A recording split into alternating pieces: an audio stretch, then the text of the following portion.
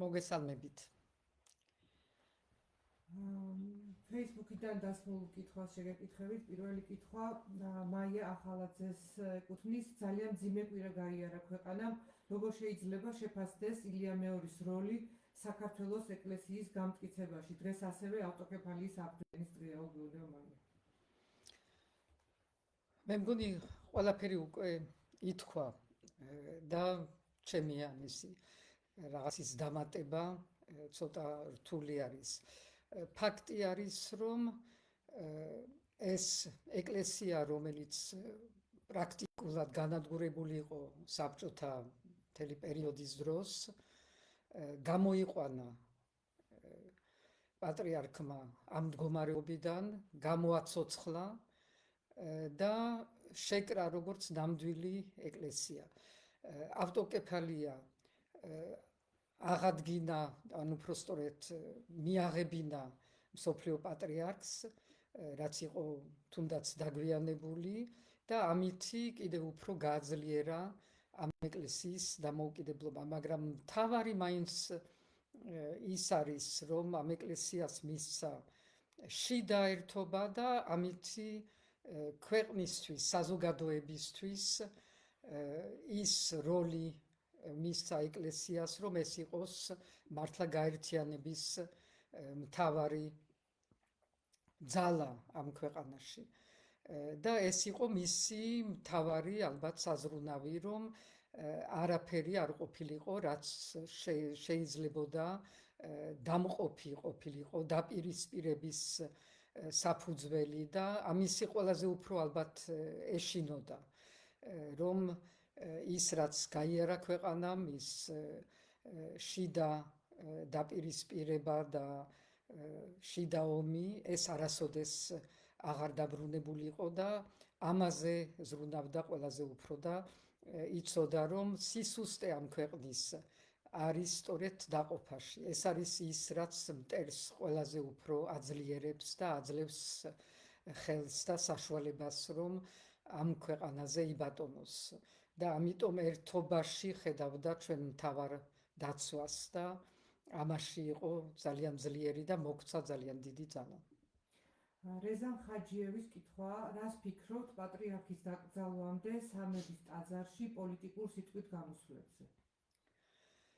საერთოდ რომ ეს არ უნდა ყოფილიყო პოლიტიკური მომენტი, ეს მე მგონი ყველასთვის დღეს უკვე გასაგები არის, როცა დავინახეთ რა არის პოლიტიკური მომენტი, რომ ეს არ იყო ის, რასაც ისურვებდა თვით პატრიარქი და მე ყველაზე უფრო არ დამაკლდა პოლიტიკური სიტყვები, მე მგონი რომ მისი ადგილი ნამდვილად არ იყო, არც ლექსების სხვათა შორის, მაგრამ ყველაზე უფრო დამაკლდა ის, რასაც ისურვებდა ნამდვილად პატრიარქი, ერთის მხრივ, რომ ყველა კონფესიები, რაც არსებობს ამ ქვეყანაში და რომელიც გაერთიანებული არიან ერთობაში, ყველას ჰქონოდა საშუალება, რომ გამოეთქვა თავისი დამშვიდობების სიტყვა პატრიარქის მიმართ.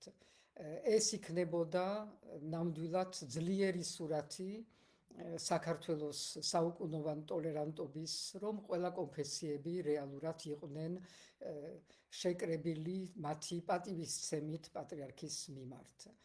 ეს ვერ შევძელით, რატომღაც ძალიან მარტივი იყო და ალბათ ეს საპატრიარქოს ვალი და ვალდებულება იყო, რომ ეს მოეფიქრათ და ეს გაეკეთებინათ. დანარჩენი ხო რაზე უნდა ვისაუბროთ, რაც მოხდა ის მოხდა, ესეც არ იქნებოდა პატრიარქის სურვილი ასეთი დაყოფა ქვეყნის პოლიტიკურად და პარტიულად, როცა თვითონ ყოველთვის ცდილობდა, რომ ყველანაირად ყველა ყოფილიყო წარმოდგენილი. მე მახსოვს ერთი, ვეღარ გიხსენებ ახლა, აღდგომის წირვა იყო თუ შობის წირვა, მაგრამ დაგვაყენა პატრიარქმა ეს ის დრო არის, როცა ვართ ოპოზიციაში, ლევან გაჩეჩილაძე და მე მასთან ერთად და კიდევ რამოდენიმე ადამიანი, აღარ მახსოვს სხვები ვინ იყვნენ, ლევანის ცოლიც იყო და ცუდად გახდა წირვის დროს მახსოვს და მეორე მხარეს მიშა სააკაშვილი და მისი ეს მაშინ იყო პრეზიდენტი, ჩვენ ვიყავით ოპოზიცია. დაგვაყენა ერთ ბოძთან მარცხნივ სააკაშვილი და მეორე ბოძთან ჩვენ. და ასე ჩაატარა ეს წირვა. ეს იყო მისი ხედვა თუ როგორ უნდა იყოს პატრიარქი, მედიატორი ყველასი და ყოველთვის ამას ცდილობდა, რაც მე მახსოვს. გელა ჩიჩუა, ინტერნეტში ვრცელდება თქვენი ძველი ვიდეო, სადაც საყვედურობთ პატრიარქს, რომ არ მოგისმინათ. თუ გაიხსენებდით, რა პერიოდს უკავშირდება ეს ვიდეო და რა მოხდა მაშინ? ან რამ გამოიწვია თქვენი აღშფოთება? ძალიან კარგად მახსოვს, ამას არასოდეს არ დავივიწყებ, ეს არის 26 მაისის მეორე ნაწილი, როცა შევიკრიბეთ ძალიან დიდი რაოდენობა ხალხის ამ ოპოზიციის ირგვლივ, თეთრებში ყველა იყო გამოწყობილი, გარდა მე, იმიტომ მე მქონდა ის მიშას პიჯაკი, რომელსაც არ მოვიხსნიდი, სანამ მიშა იქნებოდა ხელისუფლებაში და ძალიან დიდი იმედებით ვართ, იმიტომ რეალურად იმ დღეს ყველაფერი იყო სასწორზე. ძალიან დასუსტებული იყო რეალურად სააკაშვილის რეჟიმი და ძალიან ძლიერი ეს საზოგადოებრივი ოპოზიცია, ეს მხოლოდ ოპოზიცია არ იყო, მართლაც მთლიანად საზოგადოება იყო გაერთიანებული.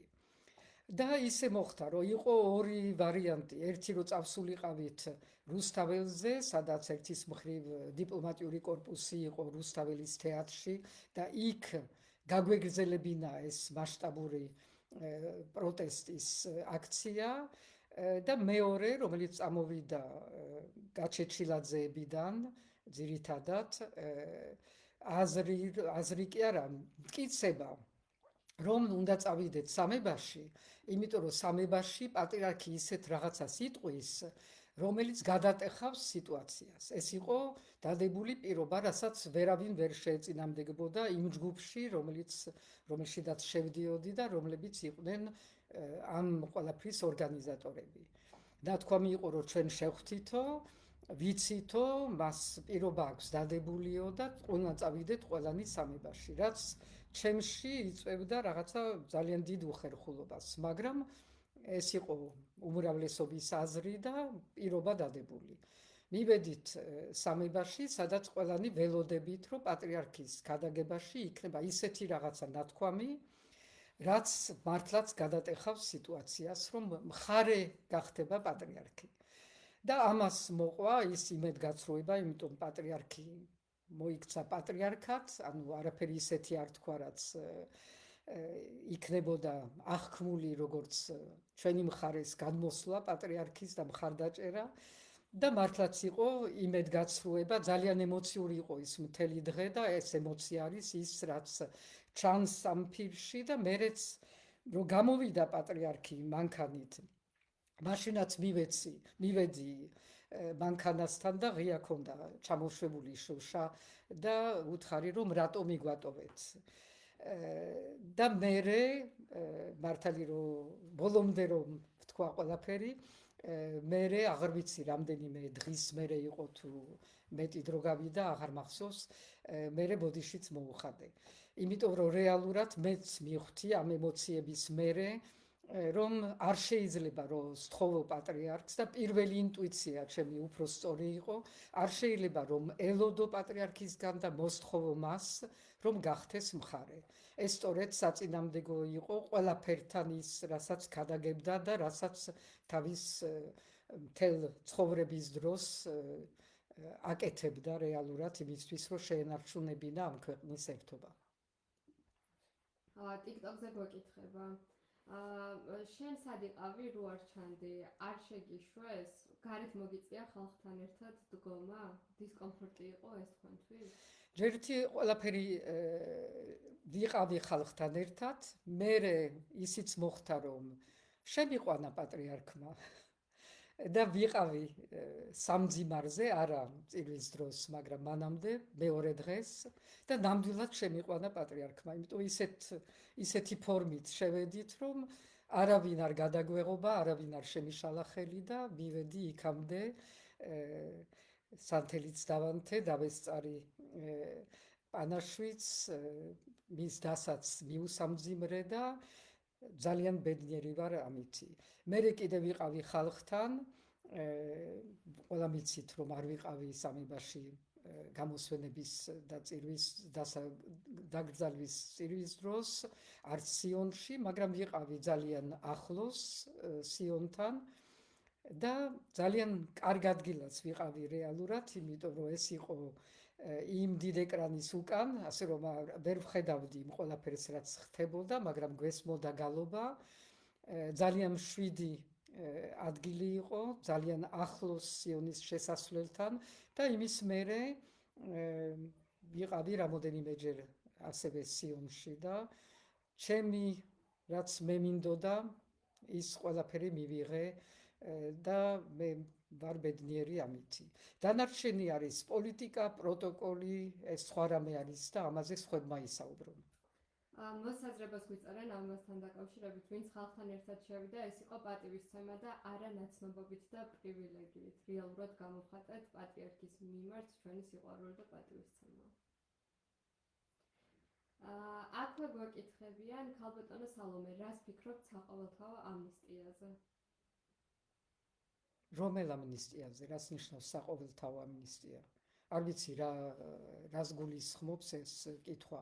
თუ ლაპარაკი არის იმაზე, რომ სინდისის პატიმრების ამნისტია და პოლიტიკური ლიდერების ამნისტია, თუ ვინმეს უნდოდა რაღაცა ჟესტი პატრიარქისადმი, რომელიც გამოხატავდა ნამდვილად პატივისცემას მისი სურვილების მიმართ, ალბათ ეს იქნებოდა ის ჟესტი, რომელიც ერთის მხრივ პატრიარქის არ გამოცხადებულ, მაგრამ ყველა მიცის, რომ ასეთი სურვილი ექნებოდა, ამისი აღიარება და გათვალისწინება და მეორეს მხრივ ძალიან დიდი ნაბიჯი იქნებოდა გადადგმული სწორედ იმ მიმართულებით, რაზედაც საუბრობთ, რომ პატრიარქს უნდოდა რომ შენარჩუნებული ყოფილიყო ეს ერთობა და ყველაფერი რაც ყოფს ამ ქვეყანას იმის წინააღმდეგ ყოველთვის იბრძოდა, ეს იქნებოდა ჟესტი ამ მიმართულებით და ალბათ მოიტანდა ძალიან ბევრ სასიკეთოს ამ ქვეყნისთვის. TikTok მაყურებლები გილოცავენ დამატების დღეს, მოგვიანებით, მადლობა. მიმი ხელაძე გვეკითხება ელენე ხოშტარიასთან დაკავშირებით, რას ნიშნავს ელენე ხოშტარიას ასეთი სასტიკი სასჯელი, რისი ნიშანია ეს? სჯიან ოპოზიციის ლიდერებს, რადგანაც მათ, ანუ ხელისუფლებას აქვს აღიარების პრობლემა და ვერაფერი მოუხერხა პროტესტს და რომელიც ისევ გრძელდება. როგორ შეაფასებთ ამას? ხო, ზოგადად ეს რეპრესია და რეპრესიის გაგრძელება და დამძიმება სწორედ ამ დღეებში, კიდევ ერთხელ ესეც ეწინააღმდეგება სრულიად პატრიარქის წუხილს და მოსაზრებებს. ეს არის ნიშანი მხოლოდ ერთი რამის, რომ ეს რეჟიმი თავისას ვერ აღწევს, იმ მიმართულებით თუ ამ მიმართულებით თავისას ვერ აღწევს და თავისი შიშის გამოხატულებაც არის ერთგვარად, იმიტომ რომ როცა ვერ აღწევ, როცა ხარ რეჟიმი, რომელიც შენ ძალით და ძალმომრეობით ხარ გამართული დღეს ამ ქვეყანაში, თუ ვერ აღწევ შენსას, მაშინ უკვე გებადება შიში, რომ რა მოგივა, როგორ მოგივა, როდის მოგივა. და ამ მდგომარეობაში არიან აშკარად და ეს არის ამისი გამოხატულება.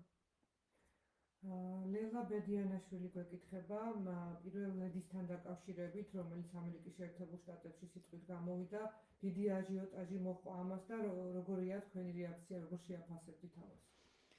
მე არ შევაფასებ ახლა პიროვნულად ვინმეს და არც ჩემგან სწორი არ იქნება, მაგრამ მე მინდა სხვა კუთხით დავინახო ის, რაც ხდება. ჩვენ უნდა ვიცოდეთ და გვახსოვდეს, რომ მუდმივი მიზანი ახირება ვიტყოდი რუსების იყო საქართველოს როგორც სახელმწიფოს დაკნინება, გაუქმება მისი სამეფო ტახტის და ამ კუთხით და დაკნინება ყველაფრის ბაგრატიონების თავისთავად და სახელმწიფო წარმომადგენლების და ამ კუთხით დანახული აბიტუსით შერჩეული პრეზიდენტი და ის რაც მოხდა ამერიკაში არ შეიძლება რომ არ იყოს ხელშეწყობილი ვიღაცის.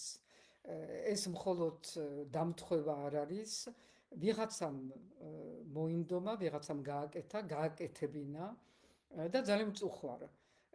იმიტომ რომ ეს არის ჩვენი ქვეყნის სურათი, რაც არ უნდა და ვინც არ უნდა იყოს, ვინც წარმოადგენს ამ ქვეყანას, ჩვენი ყველასი სურვილი არის, რომ წარმოადგინოს ღირსებით და მით უმეტეს დღეს ამ მომენტში ამერიკაში ძალიან მნიშვნელოვანი არის, რომ საქართველოზე არ შეიქმნას რაღაცა ისეთი სურათი, რომელიც არ არის ღირსეული სურათი, რომელიც ჩვენ ყველასთვის იქნებოდა საჭირო. TikTok-ზე აქტიურად გვიწერს ბაბი ამ კითხვას. საერთოდ გვეშველება რამე ოდესმე რა ფასები აქვს პროდუქტებს, რომ მალე შიმშილით დავიხოცებით ქართველი ერი? ფაქტი არის, რომ ძალიან დამძიმდა კიდევ უფრო ქვეყნის და საზოგადოების ნაწილის მდგომარეობა. პირადად მე ამას ძალიან კარგად ვხედავ, იმიტომ მე მწერენ პირადში რაღაცა დახმარებების და ისეთ მდგომარეობაში მყოფი ხალხი, რომელიც ძალიან სწორი მაჩვენებელი არის საზომი იმისი თუ რა დღეში არის ჩვეულებრივი რიგითი მოქალაქე ამ ქვეყანაში, რომლის ვითომცდა ეკონომიკა დუღს და გადადუღს.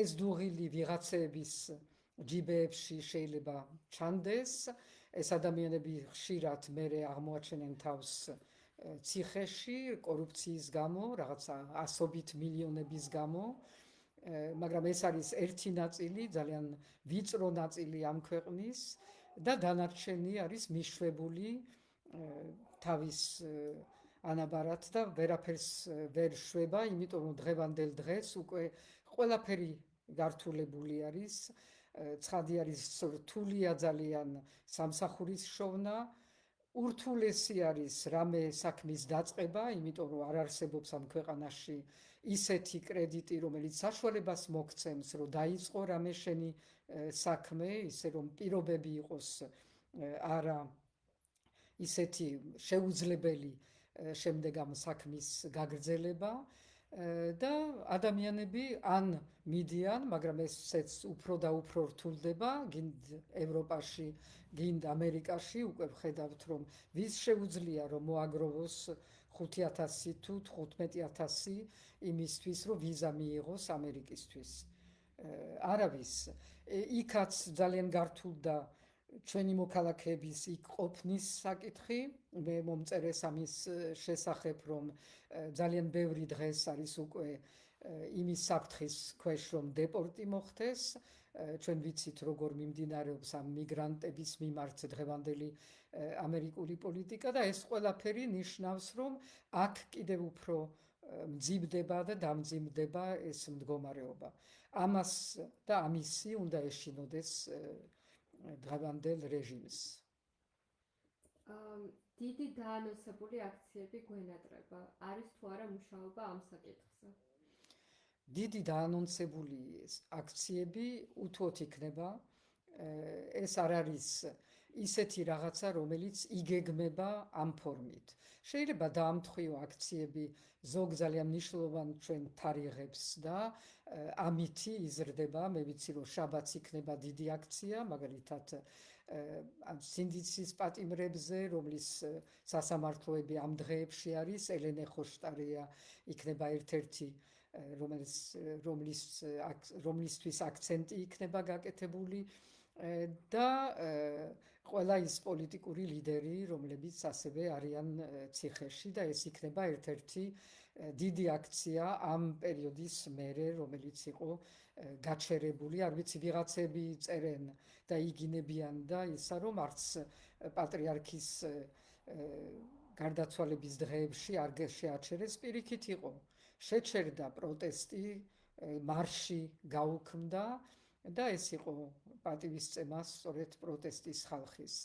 ეხლა აღდგა ეს პროტესტი, შაბათს იქნება უთუოდ დიდი მარში და ვნახოთ მერე გაზაფხული არის და იმდენი საკითხი არის, იმდენი ძალიან რთული, ძალიან მძიმე, ეს იქნება განათლების რეფორმა, რომელსაც რაღაცას ეხლა ვითომც ცვლიან ყოველდღიურად, მიხვდნენ რომ ძალიან დიდი უკმაყოფილება არის, მაგრამ ამას რაღაც პატარ-პატარა ნაკუწ-ნაკუწ ვეღარ შეცვლი იმ ფორმით, რომ ხალხი ამითი დააკმაყოფილო. ეკონომიკა არის მეორე, ამ მიწების გაყიდვა, რომელიც პირდაპირ ეწინააღმდეგება ყველამ ვიცით პატრიარქის სურვილს და თვით მითითებას კიდევაც. ყველა ეს საკითხები ერთ მეორეზე ედება და რაღაც მომენტში ეს მიაღწევს იმ თავის ნიშნულს და ეს იქნება მომენტი დიდი აქციების და არა იმიტომ რომ ვიღაცა გამოაცხადებს რომ ეს არის რაღაცა მთავარი დღე. დაველოდოთ და დაელოდოს ქართულმა ოცნებამ, როდის იტყვის საქართველოს საზოგადოება თავის სიტყვას.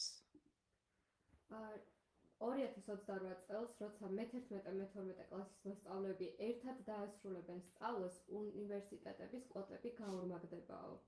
რას ფიქრობთ განათლების რეფორმის შესახებ და ზოგადად ამ დაანონსებულ კვოტების გაორმაგებასთან დაკავშირებით? ეხლა რაც თქვი, ეს არის ერთ-ერთი რაღაცა ვითომც დათმობა, იმიტომ რომ მიხვდნენ რომ ძალიან დიდი რეაქცია არის სწორედ იმ მშობლებთა შორის, რომელსაც ყავთ შვილები ან მე-11 ან მე-12 კლასის და იციან რომ ძალიან გართულდება მათი ერთად მოხვედრა უნივერსიტეტში და ამიტომ უცებ გაორმაგეს, მაგრამ ამას როგორ ათანხმებენ იმასთან რომ მასწავლებლების პედაგოგების კვოტა შეიცვალა, თვითონ უნივერსიტეტები რომელი იხურება, რომელი სად გადადის, ეს ყველაფერი არის ისეთი რაღაცა დიდი არეულობა, რომ თვითონ მე მგონი აღარ იციან საიდან იწყება ეს რეფორმა და სად თავდება.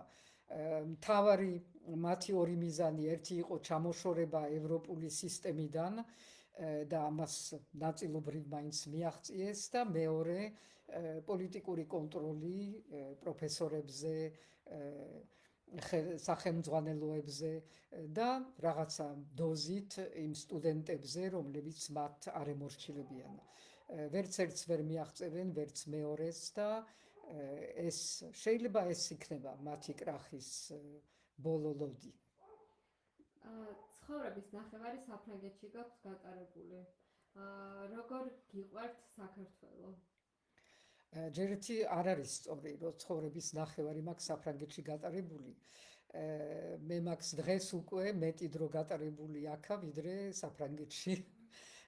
და ვიყავი მთელი ცხოვრება დიპლომატი, ესე იგი ძალიან ბევრ სხვა ქვეყანაში ვცხოვრობდი და რაც მთავარია ის ნაწილი, რაც გავატარე საფრანგეთში, ანუ ბავშვობა და პირველი ნაწილი ჩემი ცხოვრების, გავატარე რეალურად იმ ემიგრაციის საქართველოში, რომელსაც ჰქონდა თავისი ეკლესია, თავისი შეხვედრები, თავისი მეგობრები და ეს იყო სხვა სამყარო, რომელიც შექმნილი იყო სწორედ იმ ადამიანებისგან, რომლებსაც არ შეეძლოთ, რომ ეცხოვრათ საქართველოს გარეშე. ასე რომ და ვინც არის დღეს ემიგრაციაში, კარგად გამიგებს და იმათმა უფრო კარგად იციან, რომ ის საქართველო არის არანაკლებად ნამდვილი და ძლიერი საქართველო. ქართული ენის სწავლა ბავშვობიდან დაიწყეთო? კი, არა მხოლოდ ბავშვობიდან დავიწყე, ესეც ვიღაცას მოწონს, ვიღაცას არ მოწონს, ვიღაცა დამიწუნებს. გასაგები არის, რომ ეს სკოლაში არ ვყოფილ ვარ, არც უნივერსიტეტში ქართული ენით, მე ვისწავლე სახლში, ბებიებთან ერთად და სხვათა შორის სკოლაში რომ მიმიყვანეს, ვიყავი 4 წლის, თუ არ ვცდები და არც ერთი სიტყვა არ ვიცოდი ფრანგულის და ვეძებდი გამწარებულად ჩემ ძმას, რომელიც ჩემზე ცოტა უფროსი არის და რომელიც იმავე სკოლაში შევიდა იმავე დღეს, ვეძებდი, იმიტომ ვიცოდი, რომ იმას ერთადერთი ის იყო, ვინც გაიგებდა ჩემს ენას და რამეს ჩემ წუხილს გაიგებდა. დღეისთვის დავამთავროთ, აღარ გვაქვს კითხვები. არა, მე ერთი ხო. Facebook-ზე შემოვიდა. ერთი რამე უნდა დავამატო მე, სანამ რადგანაც პატრიარქს ვიხსენებდი და მე ბევრი სხვა მოგონებები მაქვს, რომელსაც მე სხვა დროს გავუზიარებ სმენელს თუ შეიძლება დავწერო, არ ვიცი.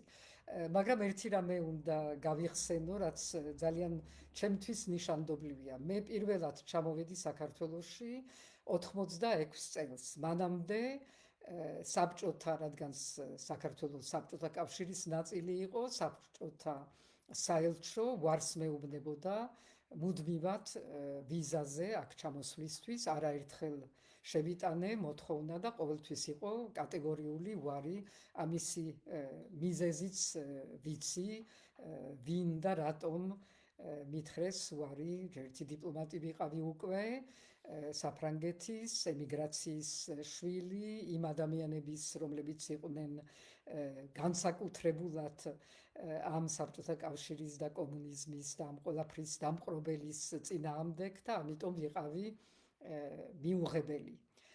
მაგრამ ისე მოხდა, რომ 86 წელს ჩატარდა საქართველოში საერთაშორისო კონფერენცია განიარაღებაზე და მშვიდობაზე.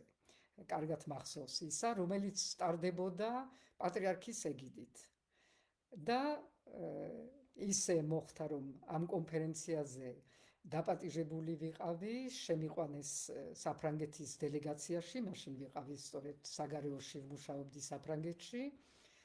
ყველა ძალიან კმაყოფილი იყო, რომ მეუბნებოდა, რომ აი შენ ქვეყანაში შეძლებ, რომ ჩახვიდე და მართლა უხაროდათ ჩემ ფრანგ კოლეგებს ჩემი საქართველოში ჩასვლა და ამ ხელდასმით ვიტყოდი პირველად შევძელი საქართველოში ჩამოსვლა.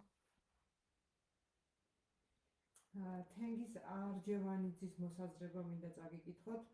Facebook-ზე გვწერს, დამიჯერეთ ქალბატონო სალომე, ოპოზიცია ვერაფერს გააკეთებს. მიზეზი კი ის არის, რომ ისევ ძველი სახეები, რომელთა დანახვაზე ხალხს ნერვები ეშლება. ახლა ხალხი თქვენგან მოელის ქმედით ნაბიჯებს და კიდევ ველოდებიან, ვის დაიყენებთ გვერდით. როგორც ანალიტიკოსი მე ვფიქრობ, რომ სჯობს დამოუკიდებელ ლიდერად დარჩეთ და ხალხთან დარჩეთ. მით უმეტეს ახლა სამეზობლოში საომარი მოქმედებების დაწყების შემდეგ, როცა უკვე დიპლომატიაში წერტილ მძიმეც კი ძალიან დიდი მნიშვნელობისაა. ეს არის მისი მოსაზრება, ეკუთვნის თენგიზ არჯევანიძეს. დღეისათვის სულ ეს იყო ჩვენი კითხვები. მადლობა. მადლობა. მადლობა ყველას.